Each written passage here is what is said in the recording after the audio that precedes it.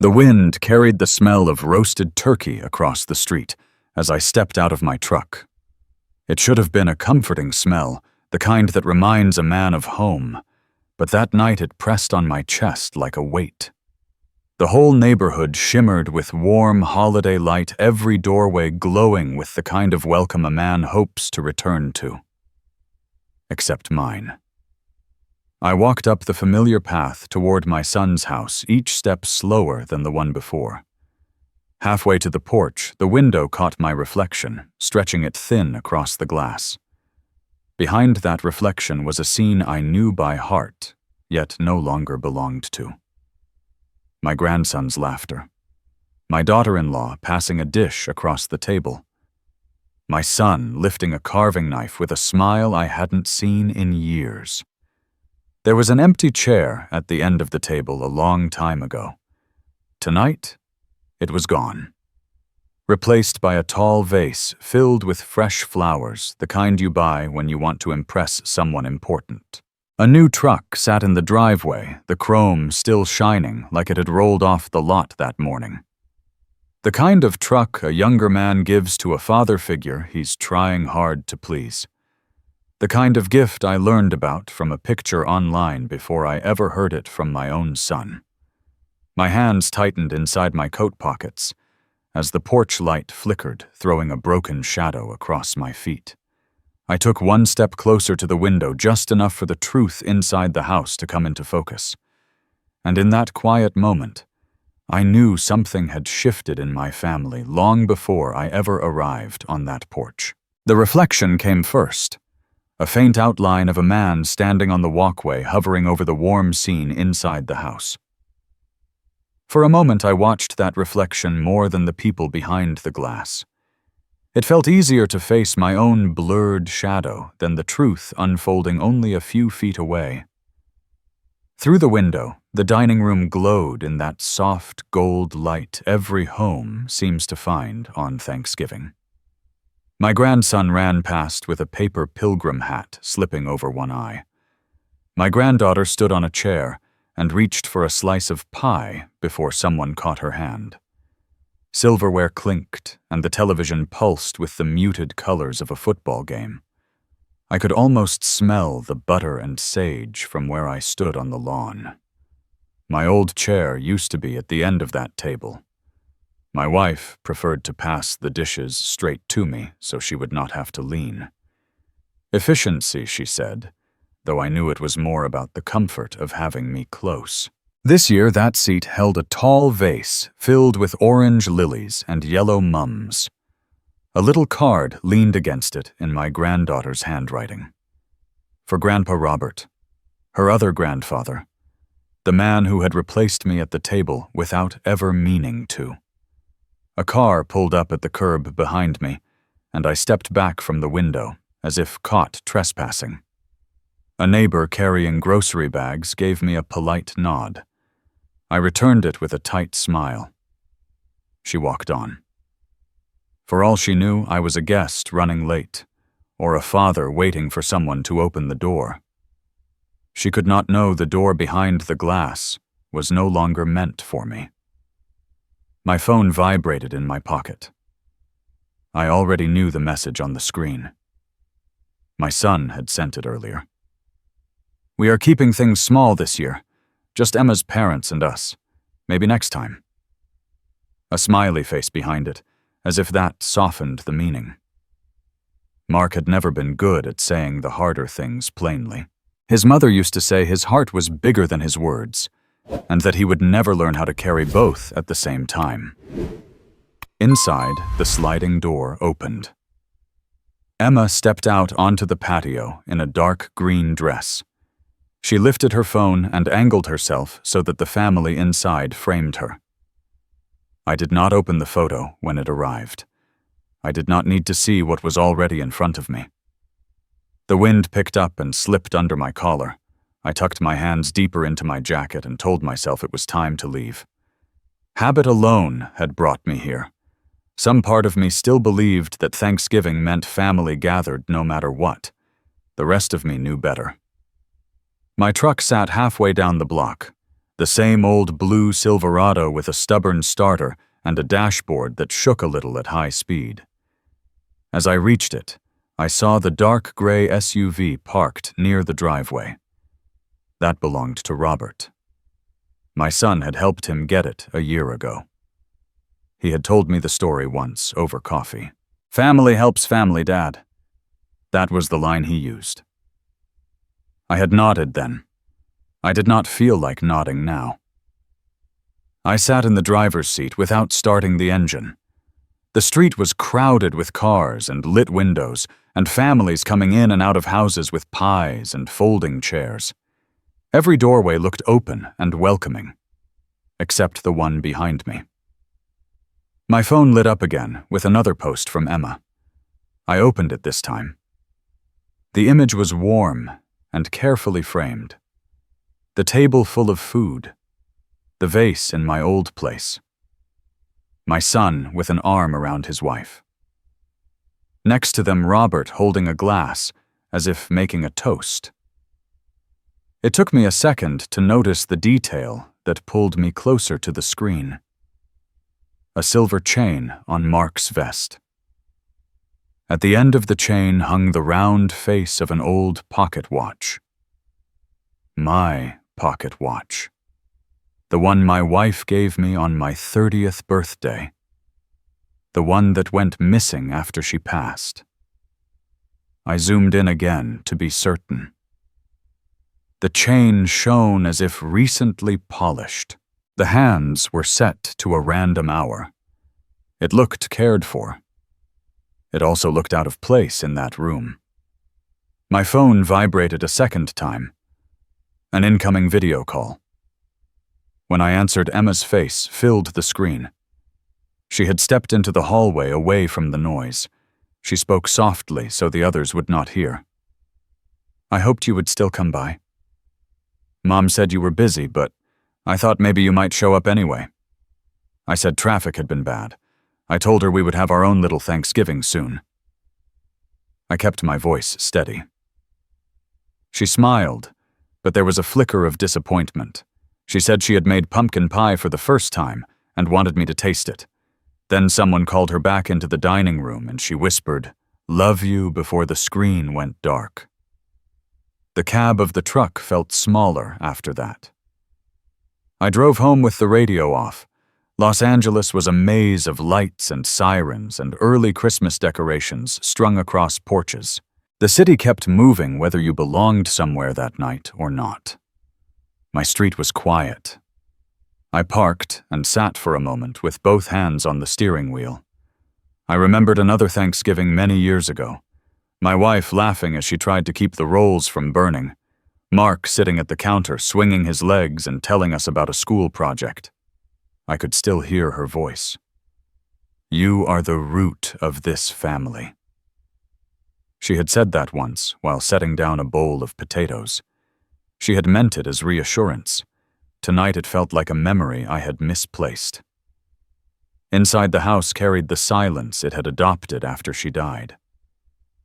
I set my phone on the kitchen table next to the unused plate and the turkey breast still cold in its foil pan. Old decorations sat untouched in the garage. I had not found a reason to unpack them this year. For a while I just stared at the table. Then I picked up the phone and opened the photo again. My son stood with the same posture I used to see in him when he was a boy, trying on my old jacket proud and awkward. The pocket watch glinted on his chest. The chair where the vase sat gleamed under the light. Another message came in from him. "Hope you understand. Understanding is a complicated thing. I understood that families evolve. I understood that my son was doing what he thought kept the peace in his home. I understood the pull of a wife's expectations and the pressure to look successful in front of in-laws. But there is a difference between making room for new people and erasing the ones who built the path." I turned the phone face down so the message would not look back at me. Outside, a dog barked, and then everything was still again. That stillness carried one question, and it settled somewhere deep. How did the boy who once climbed into my lap during Thanksgiving football become the man who could buy his father-in-law a car and not leave his own father a place at the table? I did not know the answer. All I knew was how the reflection in that dining room window had looked. A man standing outside a world that used to be his. A man who had not yet figured out how to knock. Morning arrived without asking how the night had gone. The blinds let in a thin stripe of gray light that settled across the floor, and for a long moment I simply watched it climb slowly up the wall. My thoughts were still caught somewhere between the dining room window from the night before and the quiet house I woke up in. When I finally reached for my phone, the screen lit up with the same video everyone seemed to be sharing. My son stood in a driveway with a new truck behind him, a silver one with a polished grille and a bright red bow that looked like the kind dealerships keep in the back room for special occasions. He handed over a set of keys to his father-in-law. Robert looked stunned, then emotional, then proud, as if the world had arranged itself just right for him. The camera glided across the scene in that way people do when they want their lives to look effortless. When the video reached the shot of the license plate, something inside me hesitated. I leaned in, squinting at the small rectangle of red and white. It did not belong on a new truck. I played it back again, slower this time, watching the angle of the frame. There was no mistaking it. A temporary plate from a local rental company. Not a dealership. Not a personal purchase. I sat back in my chair, letting the air leave my lungs slowly. My first instinct was to tell myself I could be wrong, that maybe it was some new type of plate or an odd camera glare. But no matter how I turned it in my mind, the truth stayed fixed. The truck in the video was borrowed. A borrowed moment made to look permanent. I watched the clip again, and the smile on my son's face felt different. Brighter on the edges, tight near the eyes.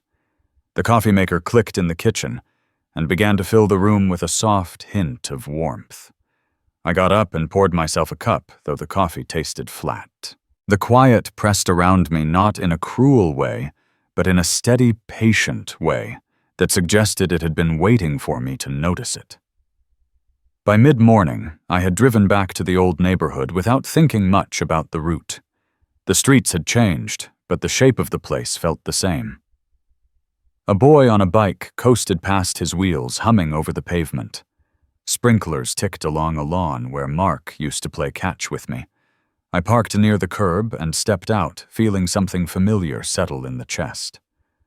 Across the street, Tom was watering his rose bushes. He looked older, but his stance was the same hip-out hand, steady on the hose. He lifted his head when he saw me and offered a slow smile. We talked about the weather and the noise from the freeway expansion and how early the stores had put up Christmas displays. After a moment, he asked about Mark. The question hung in the air. I told him my son was busy with work and the kids. It was true, but it was also incomplete. Tom nodded and set the hose down. He told me he had run into Mark a couple of times in the past year. Said the boy had looked worn thin, like a man trying to keep a wall from crumbling by holding it up with both hands. There had been talk of small loans, short-term stuff, nothing dramatic, but enough to raise an eyebrow. It struck me how easily news of someone's struggle travels in neighborhoods like this, even after years apart. I thanked him and made my way back to the truck. The seat felt colder than before. On the drive home, I left the radio low and let the road noise fill the silence in my mind. Every so often, I replayed the moment in the video when the camera caught my son's hand on the keys. It trembled a little. Not with excitement, with something else. My phone rang as I turned into my driveway. My daughter-in-law's name appeared. I took a breath and answered. Her voice was light, at first polite, in a way that made me realize she had practiced what she wanted to say. She mentioned last night, said she hoped everything was all right, said they were trying to keep things simple this year. Then she said she hoped I understood the atmosphere they wanted, that the house had a certain energy, and that I did not quite fit the direction they were going. She laughed a little as if it softened the words. It did not. I told her not to worry. My voice sounded steady. Inside, something shifted. Something small and tight. A part of me wanted to ask her what she thought family meant. Another part of me wanted to hang up. Instead, I thanked her for calling. The line went quiet before she wished me a good day and ended the call. I sat there in the driveway, my hands resting on the steering wheel. Sunlight caught the dust on the dashboard. My breath fogged and cleared on the windshield. A moment passed before I stepped out. The air held that crisp smell of early winter, the sort that hints at rain without delivering it. Inside the house, I placed my keys on the table and walked to the drawer where old paperwork lived. I opened it and began pulling out stacks of envelopes, each one carrying pieces of years I could still remember clearly. Mortgage records, insurance policies, old birthday cards where Mark had written his name in uneven letters, bills from when my wife and I were still figuring out how to raise a family and keep it afloat. A small slip of paper fell out from between two folders. It was a grocery list in her handwriting. Flour, butter, nutmeg. She had written a reminder at the bottom to thaw the turkey. The ink had faded, but the swirl of her letters was unmistakable. I held the paper for a long time before setting it aside. Loss has a way of finding you when you dig through the past. As I sorted through the papers, I found the file with the final loan payments I had made for Mark. I remembered the relief in his voice when he told me he had finished school. He had never spoken of the struggle again. Sometimes silence is a form of gratitude. Sometimes it is a way to avoid facing who helped you stand. I closed the folder and leaned back, trying to quiet the restlessness in my chest. The house seemed to exhale around me. Distant sounds drifted through the window. Someone mowing a lawn, a dog shaking its collar, a basketball bouncing off asphalt. Late afternoon settled softly. Shadows lengthened on the walls, and the room took on a muted warmth. I walked to the shelf in the living room, where my wife kept the small things she loved. A ceramic bowl with a thin crack along the rim. A candle that had never been lit. And the photograph of a younger version of our family. Mark holding a model truck we had built together. His smile open and easy, a smile untouched by expectation. I stood there longer than I planned. Looking at the picture felt like standing at the edge of something I could not name. The streetlights outside flickered on and sent long strips of light across the carpet. I stepped out to the front yard for air. The evening was cool. A breeze slid across the grass and brushed the side of the house. Cars moved along the main road. Their headlights swept across the yards and disappeared into the next block. I watched them with my hands in my pockets, feeling the quiet shift again. Not empty, just waiting. Something in my son's life was unsettled. Something he believed he had to hide.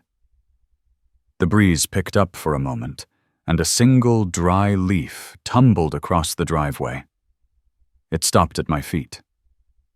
I stared at it and felt the weight of a truth, rising slow and steady like water that had begun to climb long before anyone noticed. The leaf at my feet barely moved in the breeze. For a moment I stood there watching it, as if the small weight of it had settled into my chest. I took a slow breath and stepped back inside the house. The quiet had changed. It was no longer the familiar kind that kept me company. It felt tighter now, as if the walls themselves were waiting for something I had not yet understood. I could not shake the sense that the answers I needed were not here, but somewhere I had avoided looking. By late morning, I was on the road again. The sky hung low over the rooftops, a soft gray stretching toward the hills. My hands rested steady on the wheel, yet I felt a tremor inside me, the kind that does not reach the surface, but shifts the way a man breathes. I drove without music, only the hum of the tires and the quiet pulse of thought. When I turned onto the street where my son lived, the air grew still, almost expectant. I parked at the curb and stepped out. The houses were calm. The lawns trimmed, the kind of neighborhood where appearances mattered even on an ordinary weekday. As I walked toward the porch, a faint tapping sound caught my ear. The mailbox door hung open, nudged by the breeze. Something inside lifted and fell with each shift of air. I touched the metal lightly and felt the cold weight of it. The envelopes inside were all white. The letters printed on them were dark and unmistakable. IRS. Several of them. None opened. I stared at them longer than I meant to, my fingers curling slightly at my side. A man does not leave envelopes like that unopened unless something inside him has already begun to slip. I pushed them back in place and closed the box gently, as if the motion itself might keep the truth from spilling any further. The door behind me opened a few inches. My granddaughter peeked out her face bright and warm in the doorway. She called for her father with an excitement that cut through the tightness in my chest. I stepped inside and wiped my shoes on the mat. The living room felt lived-in comfortable on the surface, yet the air held a faint heaviness, as if someone had been breathing too hard only moments before. Mark came from the hallway, moving slower than usual. There was a polite smile on his face, but the skin beneath his eyes looked drawn. He offered me a seat. I watched him for a moment, noticing how his hand rested half-curled on the back of the couch. It was the hand of a man who had been holding on to something longer than he should. We spoke about the children, the holidays, work. Each answer he gave sounded like something rehearsed, as if he had learned to keep his words neat and safe. When the conversation paused, I let the quiet settle between us before asking whether he had kept up with his mail. The question landed heavily. He froze for a breath. His eyes drifted away, and the shame on his face moved slowly quiet as the evening tide. He did not try to justify anything. He simply gave a small nod, barely visible, the kind that speaks of a struggle too raw to put into words. I felt the instinct to reach out, yet something in his posture asked me to hold still. His wife's voice rose from the kitchen. Sharp at first, then hushed, then sharp again. She spoke of expectations, of her family watching, of promises made. Each word carried the urgency of someone trying to hold an image together with both hands. I could see the tension gather around his shoulders.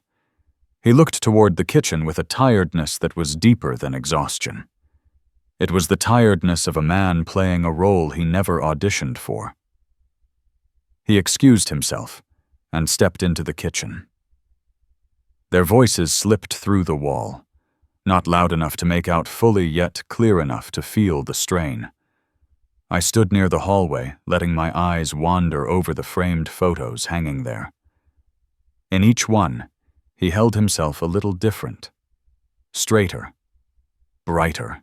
A man shaped by expectation instead of comfort. A man afraid to be seen without the armor he had built. When he returned, the light had shifted. He thanked me for visiting.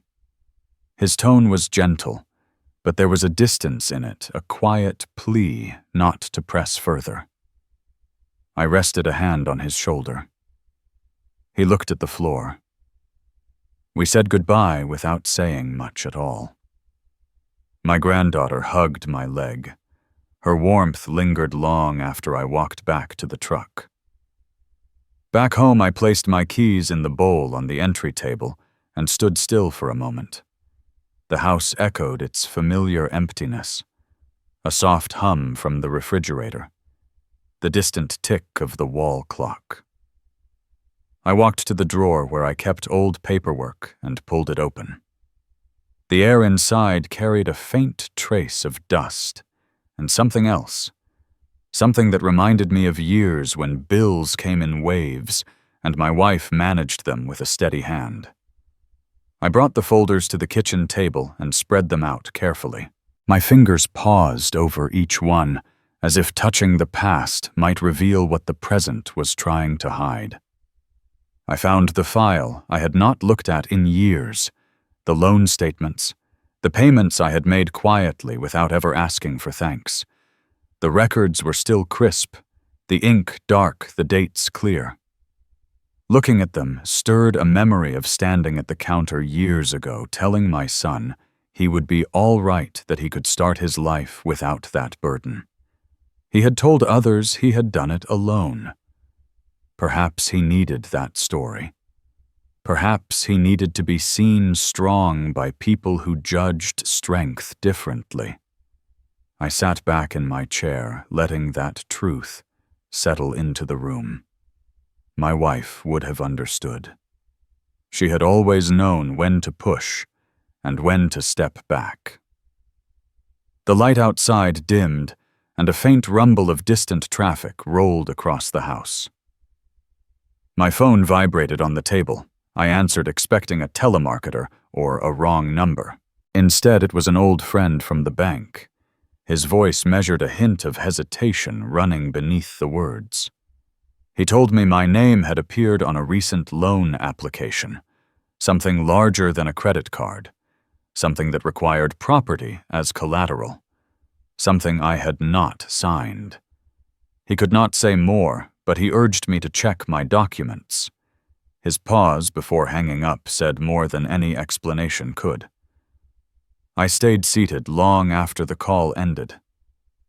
A memory rose unbidden of the cabin in the mountains, the one my wife had loved.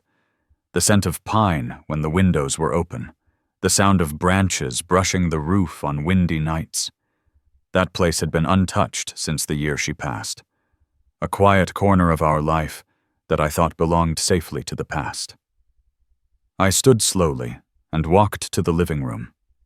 The photograph of our cabin hung above the fireplace. The sky in the picture was blue, the porch bathed in sunlight. For a moment, my vision blurred around the edges. I touched the frame lightly. It sat crooked as if shifted by a hand that had not bothered to straighten it. The shift was small, but it sent something through me. A ripple of unease. The kind that feels like the first crack in a sheet of ice. Outside, dusk settled across the street. The porch light blinked on and cast a soft glow on the walkway. I stepped outside and let the cold air clear my lungs.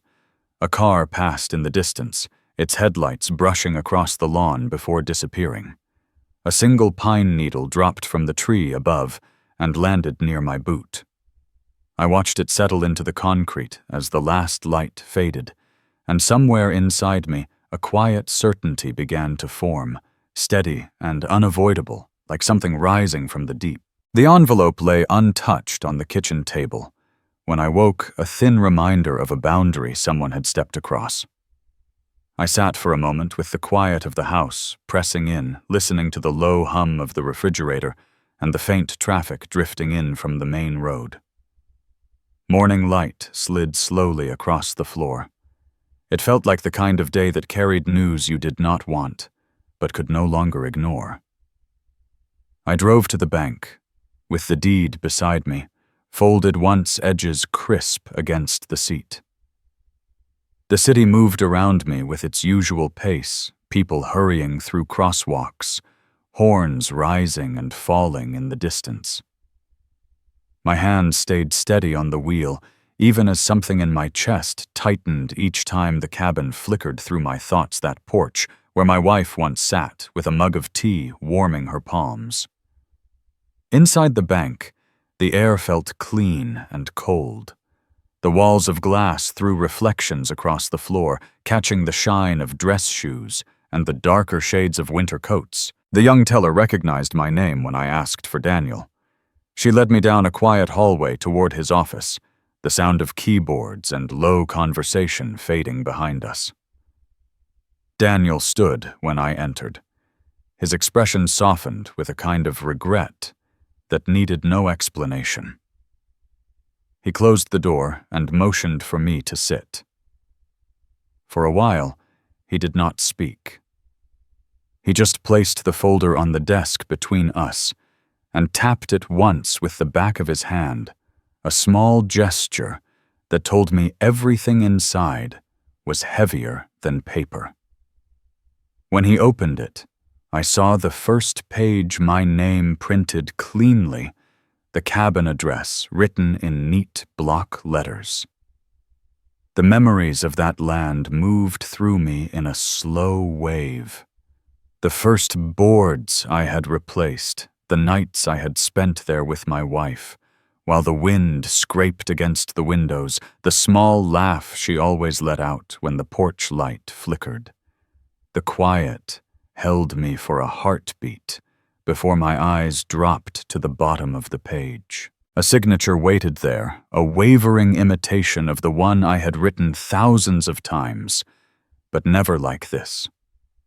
There was no dip of the second letter, no pressure mark from the way my hand always pressed harder at the end. The line trembled in all the ways my handwriting never had. Something cold settled behind my ribs. I looked up, and Daniel watched me with a patience earned from years of delivering news people did not expect. I asked who submitted the file. My voice stayed calm, though I felt the floor shift under the moment. He answered by turning another page where the applicant's information was typed clearly. The name belonged to Leah's brother, clipped and precise, a man who walked through rooms like he owned every inch of their air.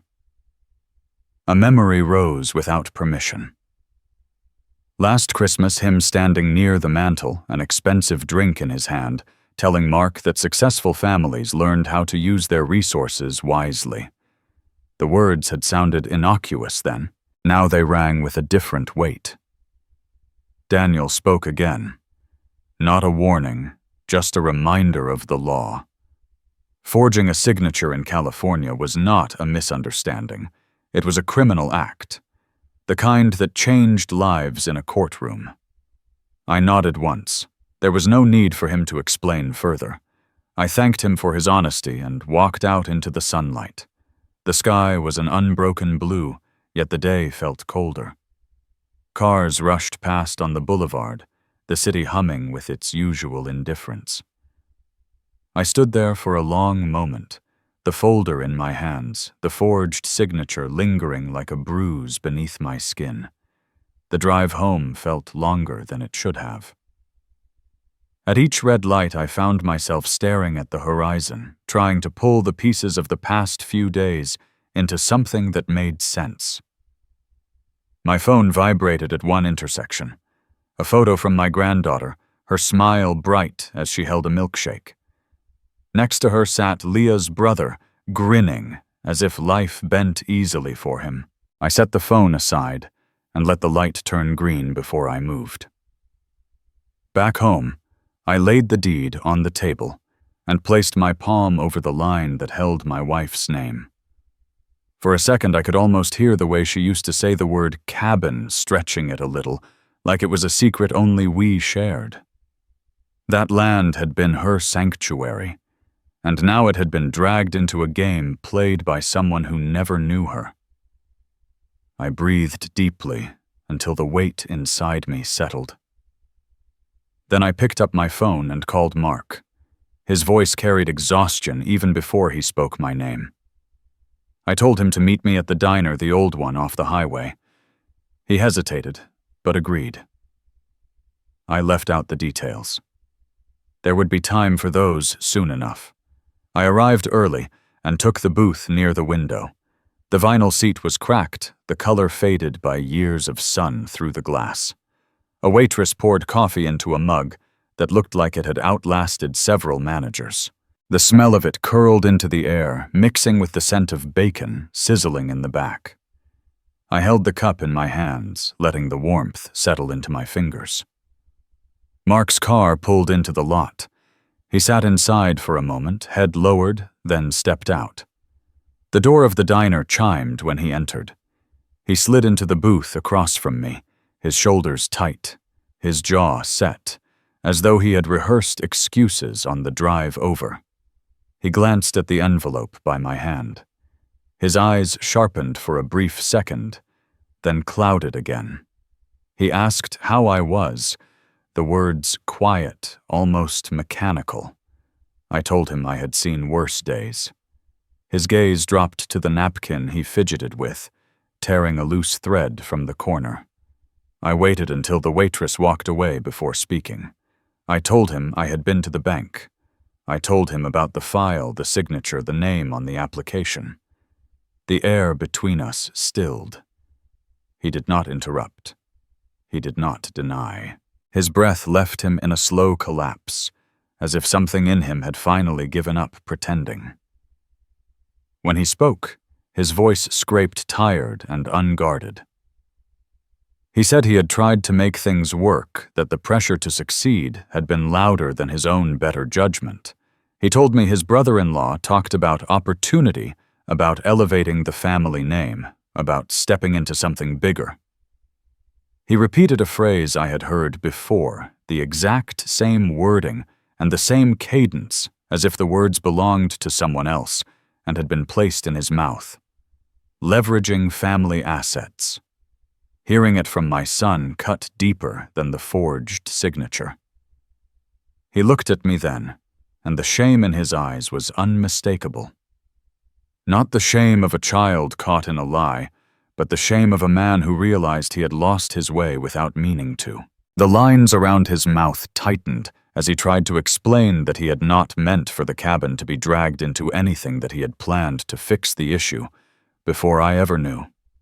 I let him speak. I listened until his words dwindled into silence. The diner around us carried on forks clicking against plates, someone laughing at the counter, the hum of the coffee machine rising and settling again. Life continued with its steady rhythm, while my son struggled to find the end of his sentence. When he finally stopped, I reached for the envelope and slipped it into the inside pocket of my jacket. The paper pressed against my chest, thin but real. He watched the motion with a mix of fear and relief, not knowing which way I would turn next. A truck roared past on the highway outside, the sound fading into the afternoon air. I looked out the window for a moment, letting the light catch the dust in the distance. Then I turned back to him. The decisions ahead were heavy, but they were mine to make. And for the first time in days, I felt the weight settle into a shape I could carry. The morning air still carried the cold edge of night when I stepped out of the truck. I locked the door out of habit and paused, letting my breath settle. The small coffee shop sat on the corner the same way it had 20 years earlier, its windows fogged from the warmth inside its faded umbrellas, folded down like tired shoulders waiting for the sun. I walked in, and the familiar chime above the door broke the quiet. The smell of roasted beans drifted toward me, rich and steady. A few people sat scattered around the room, heads bent over laptops or newspapers wrapped in their own mornings. I chose the table near the window, the one where I used to sit and wait, while Mark practiced parking between the painted lines in the lot. My fingers traced the grain of the wooden tabletop. It had changed from the years the varnish dulled the edges worn smooth. Still, it held the weight of memory. I felt something loosen inside me, though not enough to make the day lighter. Mark arrived a few minutes later. He stood at the entrance for a moment, scanning the room, then saw me and walked over. His steps were slower than usual. When he sat down, the chair groaned a little, like it carried more than just his body. His eyes drifted to my jacket pocket, as if he knew the deed was there. He did not ask. His hands wrapped around the cup the barista brought him, fingers tight around the warmth, as though he needed something steady to hold on to. I waited. The steam from his coffee rose between us, curled, thinned, and faded. He drew a breath and let it out in one slow release. He said he had not known how to face me. He looked down when he said it, like the floor had become safer than my eyes. He talked about work and how promises kept getting made and broken. He talked about the looks people gave him whenever he walked into certain rooms, looks that measured him by what he wore and what he drove and how much he earned. His voice softened when he mentioned his marriage. He said the pressure had built quietly, almost politely, until one day it sat between them like an unwanted guest. He said they had tried to outrun it, to pretend that everything was still the way it had been when they first fell in love. Then he stopped speaking, jaw working, as he swallowed down something harder than words. He said they had lost a baby. His voice barely rose above a whisper, and the hum of the espresso machine nearly swallowed it. He looked away as he said it, like the memory lived somewhere just beyond the glass. I felt the table tilt for a moment. I knew what it was to lose something you had already loved. He said they had chosen a name. He said it once quietly, as if speaking it too loudly would disturb something sacred. I let the silence hold the space between us. He wiped his thumb across the rim of his cup. His voice trembled once, then steadied. He said he wanted to tell me, but did not. He was afraid it would hurt me the way my wife's passing had hurt us both. He said he thought he was protecting me. I knew he was also protecting himself. Pain rarely travels alone. As he spoke, his hand drifted toward his watch again, adjusting the metal band, shifting it slightly, as if the small act could ground him. I had seen him fiddle with it earlier at the diner. Now I noticed something else. The watch had been his mother's gift to me years ago. He had borrowed it at some point. He kept wearing it. The face was scratched, the strap worn, but it sat on his wrist like a tether to something he had not wanted to lose. He kept talking. He said the miscarriage had shaken him in ways he did not understand, that he threw himself into work because it was easier than facing the emptiness at home, that he tried to look successful because looking broken felt dangerous. The words spilled out slowly, as if each one had to fight through a barrier before reaching air. I listened, not with judgment, not with pity, just with the steady presence of a father, trying to understand the path his son had walked alone. When he went quiet, I reached across the table and placed my hand on his arm. The same gesture I had made when he was a teenager, trembling after his first minor accident. His eyes lifted just enough for me to see the wetness along the edges. I told him I was still here. I said it simply without emphasis, because some truths did not need to be spoken loudly to be heard. His breath caught. He blinked hard, shook his head slightly as if trying to hold back something that had been pressing against him for years. Then he looked down at his watch again, fingers frozen on the clasp. He said he had not told me everything. His voice was quieter than before, almost brittle. The room felt smaller, the air thinner. Outside, a gust of wind pushed a few dry leaves across the parking lot, and the faint tapping against the window added a soft rhythm to the moment. He said he had tried to back out of the deal with his brother-in-law. He had tried to sever himself from the forged papers and the pressures that came with them. But the reaction he received was not what he expected. It was not a discussion. It was a warning dressed as advice. A lecture about reliability appearances, loyalty, family expectations, all wrapped in a tone that left him feeling cornered. He repeated one of the phrases he had heard. Family assets. The same phrase the brother-in-law had used when he tried to justify the loan. The words came from Mark's mouth with a stiffness that did not belong to him. Hearing them again in this quiet space revealed just how deeply the other man's influence had dug into him. His shoulders slumped. He said he had panicked. He had tried to find a way out without dragging me into the middle of it. Each attempt made the mess worse. He looked ashamed. Not of the mistake, but of the fear that had guided him through it. I felt something heavy shift inside me. All the anger I could have felt had softened into something else. Not forgiveness, not yet, but recognition. The world demanded too much from him, and he had bent until he nearly broke. I told him again that we would handle what came next. The words were simple but firm, the kind a man carried when he meant them.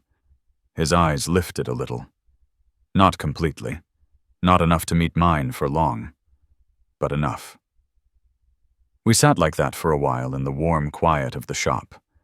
The barista refilled our cups without speaking.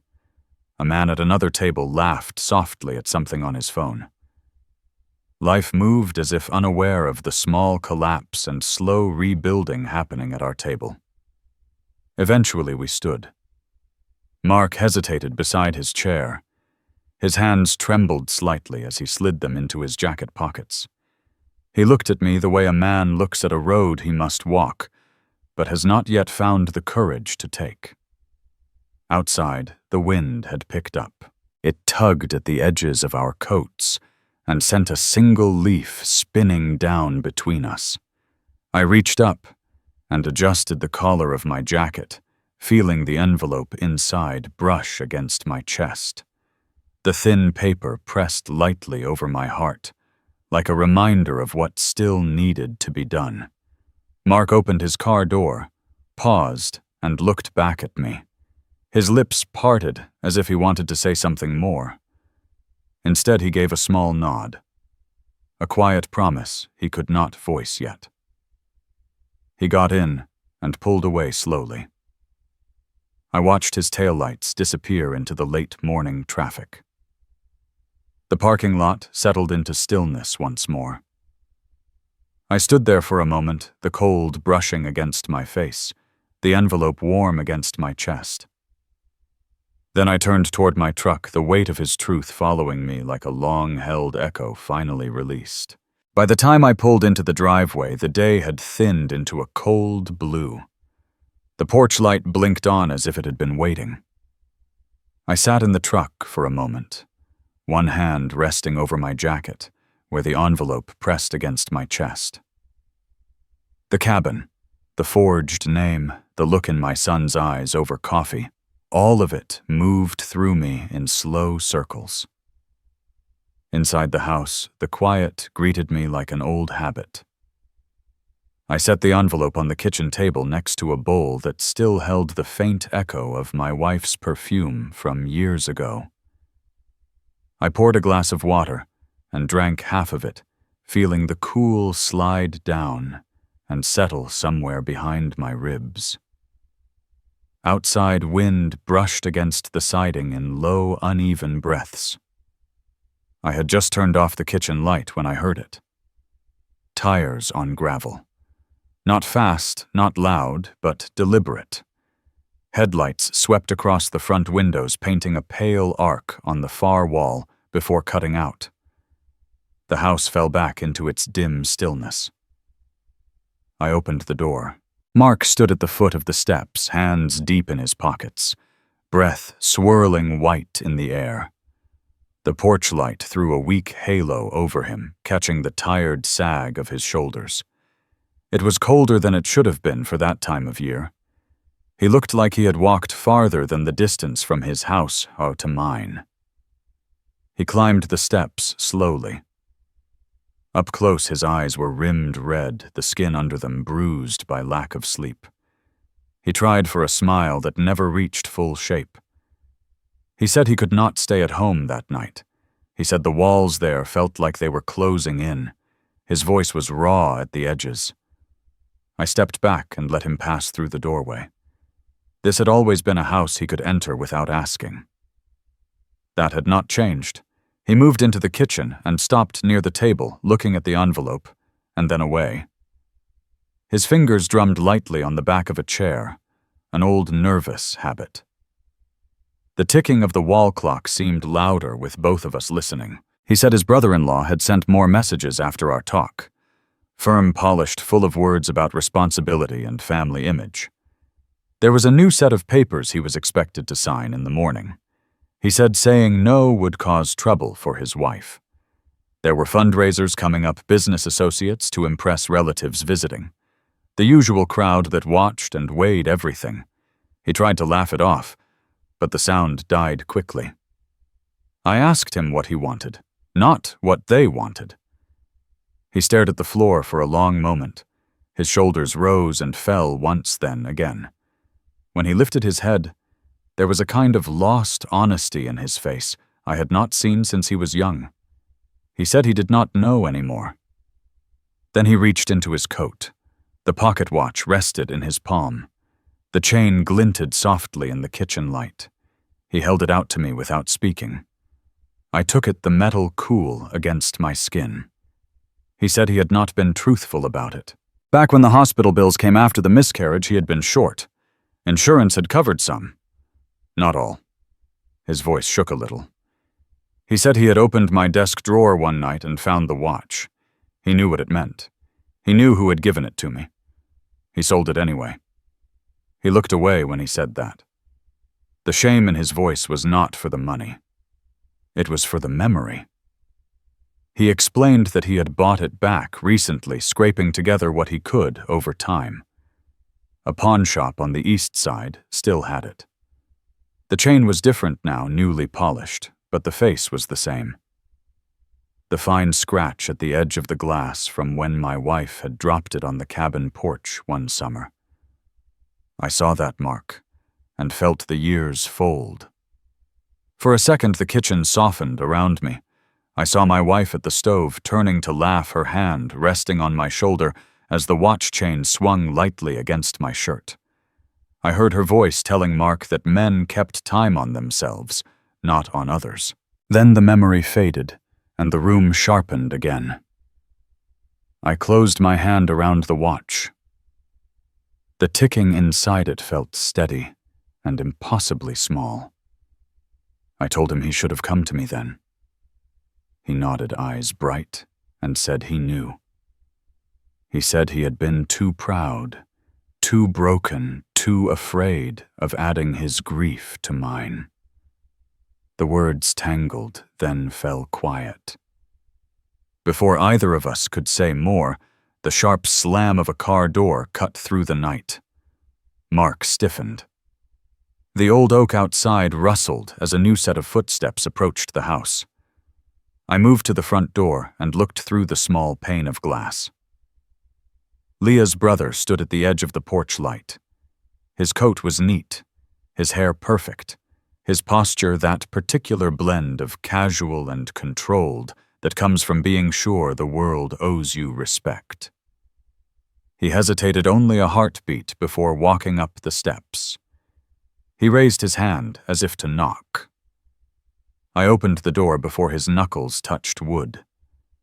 His smile was thin and practiced. He asked if Mark was here, phrasing it as a courtesy, though his tone made it sound like a demand. I kept my hand on the door, blocking most of the entrance. I told him this was my house, and he was standing on my property. The words carried more weight than volume. He shifted his jaw and looked past me into the dim hallway. Then he stepped forward as if to brush by. I did not move aside, just angled my shoulder enough to make the space narrower. For a moment, We held that line, two men measuring one another without saying much. Mark called from the kitchen. His voice cracked on the last syllable. I stepped back just enough for his brother-in-law to enter because pushing this conversation into the yard would not make it cleaner. The man walked into the living room and turned to face Mark with a look of irritation barely hidden under a layer of patience. He said they had things to finish. He said the papers were ready. He said it was time to stop complicating what should be simple. His eyes flicked to me as if I were an obstacle in a process, not a person. Mark began to say he was not comfortable, that he needed more time, but the other man cut him off. He raised his hand slightly, the way someone silences an employee in a meeting. He talked about shared goals, about the importance of presenting a united front. He used the word family more than once, stretching it to cover his intentions. Then he turned to Misa. He told me this was internal business. He suggested I let the younger generation manage their affairs. His voice carried a faint edge of mockery when he said younger, as if I were outdated, an inconvenient relic of another time. I felt my hands curl at my sides. I let them relax again. I told him calmly that I had seen the loan application. I told him my name had been written on it without my knowledge. I told him I had spoken with the bank manager and that falsifying a signature in this state was not a misunderstanding. It was a crime. The word hung in the air between us. He scoffed at first, a short sound in his throat. He said lawyers sorted these things out every day. He said I was making too big a deal of a technicality. He said once the deal paid off, everyone would come out ahead, and no one would remember how it started. While he talked, he kept glancing at Mark as if expecting agreement. For a long moment, my son stared at the floor, shoulders, tight hands dug into his pockets. Then something in him shifted. He looked up and said he was done. His voice shook, but it did not break. He said he would not sign anything else. He said the cabin was not a family asset. It was his mother's place. It was mine. He said using it without my consent was wrong. The words hung there, quiet but firm. His brother-in-law's face hardened. The polite mask slipped just enough to show the temper underneath. He stepped toward Mark, lowered his voice, and warned him about burning bridges, about disappointments, about what people would say. But the power of it seemed smaller now. The room no longer belonged to him. I stepped closer, not to threaten, but to make the line clear. I told him I would be going back to the bank in the morning to file whatever statements were necessary. I said any document with my forged signature would be contested. I said any further use of my name or my property would be met the same way. My voice stayed low. For a moment, he looked like he might argue. Then he saw something in my face, or maybe in the way Mark stood slightly behind me, not hiding this time, but aligning himself. The man's mouth closed. His eyes narrowed. He muttered that we would regret this. He walked to the door with stiff movements. On the porch he paused and looked back as if wanting to say more, but the words did not come. He went down the steps and into the dark. A second later, his engine turned over and the car rolled away, red taillights flashing once before disappearing around the corner. The house exhaled.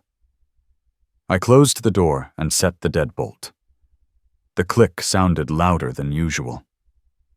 Mark leaned against the counter, his breath coming in short, uneven pulls, the watch still resting in his open hand. I walked back to him and gently folded his fingers over it. We did not speak. The only sound was the faint hum of the refrigerator and the ticking of the clock. Outside, the wind pushed against the porch light, making it sway just enough to send shadows moving along the front wall. After a while, I turned off the kitchen light. The room fell into a softer darkness, lit only by the glow from the window. Mark stood there a moment longer, then nodded once, and headed to the spare room without asking. He knew it was his. I stayed where I was, one hand on the back of a chair, listening to the quiet of my own house. The porch light creaked as it shifted in the wind. Its glow traced a pale shape across the envelope on the table, the one that held the deed to the cabin. I watched that beam of light slowly slide over the paper, then settle. The night had drawn its lines. Morning would find them waiting. The morning had that pale winter light that makes everything look honest whether you want it to be or not. I woke early, sat at the edge of the bed for a while, and waited for the steadiness in my hands to return. When it did, I gathered the cabin papers, slipped them into a folder, and drove to the bank in a silence that felt heavier than the cold air outside. Inside the branch, the lights hummed faintly. The manager, a woman I had met once before, greeted me with a calm that made it easier to breathe. I handed her the folder and told her what I needed checked. She read the documents once, then again, slower this time. When she looked up, her expression had changed. A quiet seriousness settled between us as she walked the papers to the legal office. I waited near the window, watching a line of palm trees bend slightly in the wind, steady but never stiff. When she returned, her voice was lower. The signature was confirmed as fraudulent, the filing was improper, and any further action on it would be halted. She assured me the bank would start internal procedures. There was no satisfaction in hearing it, only a long breath I did not know I had been holding. I thanked her and walked out into the light, feeling both lighter and older. On the drive home, my phone rang. Leah's name lit up the screen. When I answered, all I heard at first was her breathing. Then she said she had not known that she was sorry for what she had said about me, that she had been wrong. Her voice shook. I pulled over on a quiet street lined with jacarandas, their branches bare this time of year. I listened without interrupting. When she finally stopped speaking, I told her to take care of my granddaughter and to make sure Mark was safe. She whispered that he had told her everything. The line went quiet for a moment before she hung up. By afternoon, I received a message from the family asking to meet. Their house felt colder than I remembered. The living room was too neat, the air scented with something sharp and citrus. Everyone stood when I walked in, except the brother-in-law, who barely lifted his eyes from the carpet. Leah's mother clutched a small tissue in her hand. The father-in-law watched me with a gaze that weighed more than it judged. No one spoke for a moment. The quiet was thin, like something that could rip if someone breathed too hard. I kept my coat on and stood near the end of the table.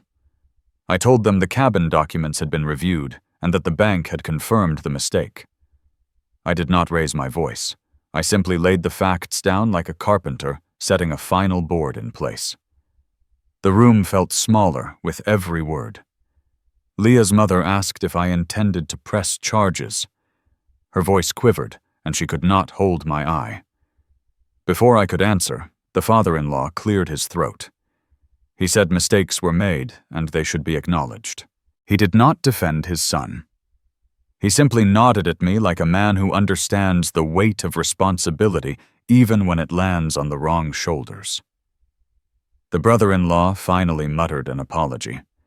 It was thin and unfinished. I watched him struggle with it, and for a moment he looked like a boy who had been caught doing something he thought was clever. I did not reply. Some apologies need time to find their shape. Mark stood behind me close enough that I could hear his breathing. His hand brushed the back of my arm, as if he needed to know I was real, or that he was no longer standing alone. I did not turn to look at him. I simply let him stay there. When I finished speaking, the room did not relax. It only settled. The kind of settling that comes when everyone knows a door has closed, and no one wants to be the first to touch the handle again. I left without taking anything to drink, without sitting, without asking for more explanations. As I stepped onto the porch, I felt someone watching. Through the window, I saw the brother-in-law standing half-hidden behind the curtains. His face was stiff, unreadable. It was not anger.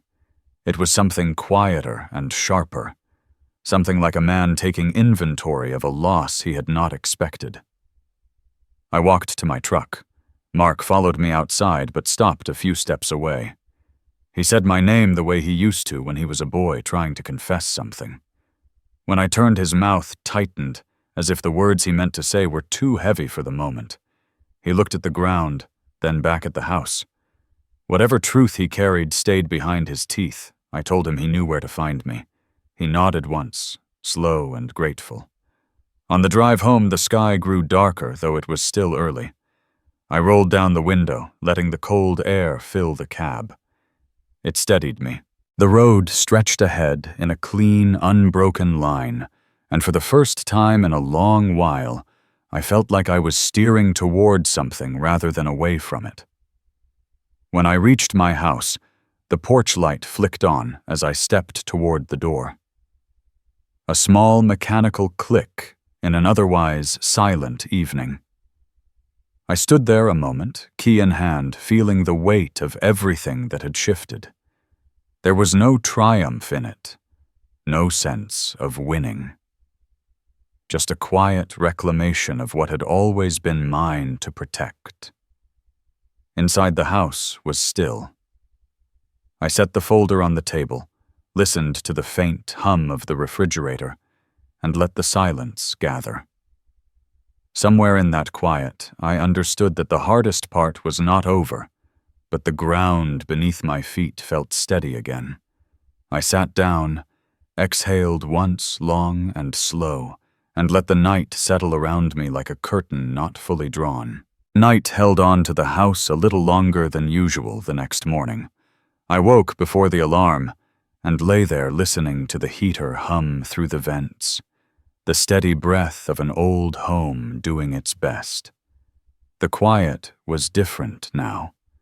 Not empty, not sharp, just still. I could feel something in me had shifted like a door that had been stuck for years, had finally moved on its hinges. The days that followed were slow in the way real life is slow. Work errands, small talk at the grocery store, the familiar aisles, and the same woman at the register asking if I had any plans for the holidays. I shrugged and said I was taking it one day at a time. She laughed lightly without expecting an answer. Outside, the air was cool and clear, a faint smell of wood smoke drifting from somewhere in the neighborhood. About a week after the meeting at their house, my phone buzzed on the counter while I was rinsing out a coffee cup. There was a short message from Mark. He asked if I could come by for dinner that evening. No explanations, just that simple invitation. I stood there for a moment, one hand under the tap, feeling the water slide over my skin, listening to the quiet between those words. Late that afternoon, I drove across town. The sky was a soft mix of blue and pale gold, the kind of light that makes shadows stretch long across the street. I passed the high school field where Mark had once run drills under stadium lights, the bleachers now empty, the grass a darker shade of green.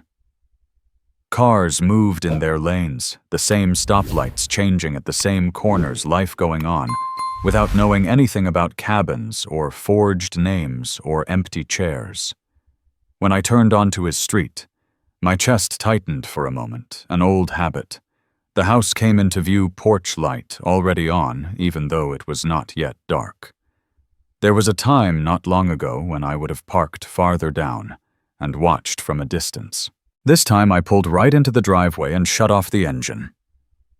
For a while I stayed there, hands resting on the steering wheel, listening to the ticking of the cooling metal and the faint thump of a television from somewhere inside.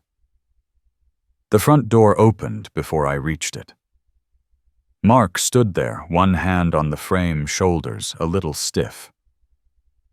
Behind him, I heard the soft murmur of the heater, the clink of dishes in the kitchen, the muted sound of a football game on a living room screen. He stepped aside without saying much, just a quiet, "Hey," that carried more than it used to. The dining room was different, smaller than it had looked on that first Thanksgiving, or maybe just less crowded with performance. The table was set with simple plates and mismatched glasses, cloth napkins folded without fuss. No centerpieces, no show. Just a single candle flickering in the middle, its light steady and warm. At the end of the table, where a vase once stood in the place of a person, there was a chair pulled out slightly from the edge. A small card leaned against the water glass. It had one word written on it in Mark's handwriting. Dad. The letters were steady, no hesitation in the ink. I stood there longer than I meant to, my hand resting on the top of the chair. Leah appeared from the kitchen, wiping her hands on a towel that had seen better days. She looked tired, but the edge I once heard in her voice was gone. In its place, there was something softer, something like resolve and regret mixed together. She held something wrapped in a clean dishcloth. When she reached me, she unwrapped it slowly. The pocket watch lay in her palm, polished, so the metal caught the candlelight. She said that Mark had found it at a small shop in Glendale, that he had paid for it a little at a time. She admitted her brother had offered to cover the cost, and Mark had refused. He wanted it to be his effort, not another favor with strings. I took the watch and turned it in my hand. The familiar scratch near the edge of the glass was still there, the mark from a summer afternoon on the cabin porch when it had slipped from my wife's fingers and hit the wood. For a second, I smelled pine and heard her laugh. Then the room came back into focus, the heater humming, the faint roar of the football game from the other room, the clink of a spoon against a pot in the kitchen. I slipped the watch into my pocket. It settled against the fabric with a soft weight that felt right. Mark walked closer, stopping at the edge of the candlelight. His eyes were rimmed a little red, like sleep had not always come easily this week. He took a breath, let it out, and spoke without dressing the words in anything fancy. He said he was sorry. He said he had been wrong in more ways than he could count, not only with the cabin, but with the distance. He said he had spent too long trying to earn respect in rooms that would never really belong to him, and in the process, he had left the one place that always had. He hesitated, glanced down at the floor, then back up. He said he did not expect me to fix what he had broken, and that he knew some things he had to face alone. Then he said the only thing he really hoped for was that when he turned around, I would still be there. His voice cracked at the end. He did not try to hide it. I put my hand on his shoulder. The gesture was simple, but it carried every word I did not say out loud. You are still my son. I am still here. We will find our own way to stand again. We sat down to eat.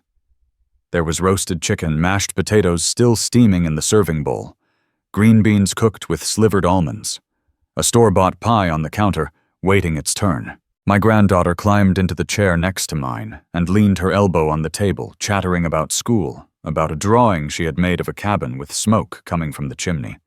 She said she wanted to see the real one someday.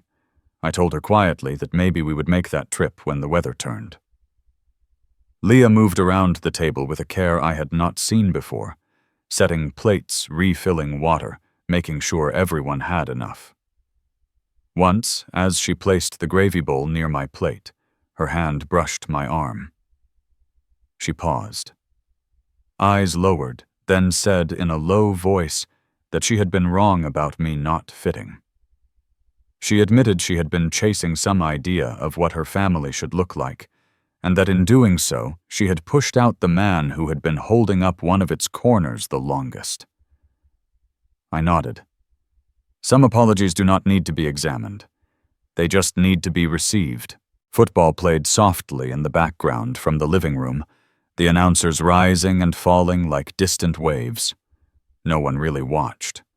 The candle on the table burned lower wax, forming small ridges along the sides. Laughter came easier as the plates emptied, not the loud, forced kind, but the quiet bursts that slip out when people forget they are trying. There were still small, awkward gaps. Moments when Leah avoided my eyes for a heartbeat too long. Moments when Mark caught himself before using a phrase that belonged more to his brother-in-law than to him. The air was not perfectly clear, but it was cleaner than it had been in a long time. Real air, with a few rough particles still floating, the kind you can breathe without pretending. After dinner, everyone moved at once. Chairs scraped the floor, silverware clinked, running water hissed in the sink. My granddaughter brought me napkins one by one, as if it were an important job. In the middle of that quiet bustle, I stepped back and looked at the table. The chair at the end was pushed out slightly, bearing the faint imprint of where I had been. When the dishes were stacked and the counters wiped clean, we gathered for a moment, without planning to. Leah's parents had not come that night. It was only the four of us, and the soft glow of the overhead light. Mark walked me to the door and stopped with his hand on the knob. He did not make a speech. He just said that he hoped this would not be a one-time thing. I told him it did not have to be. Outside, the air was crisp, carrying the smell of cut grass and a hint of someone's fireplace a few houses down. The street was quiet, most of the houses lit from within rectangles of yellow against the dark. I turned back for a second. Through the front window, I saw the dining room, the candle now blown out, a faint wisp of smoke curling upward. The chair at the end of the table stood where I had left it, no vase to replace it, no flower arrangement standing in for a man. I slid into the truck and closed the door. For a moment I sat without starting the engine. In the pocket of my coat, the watch ticked with a soft, steady rhythm. I laid my hand over it and felt the small pulse of metal and spring.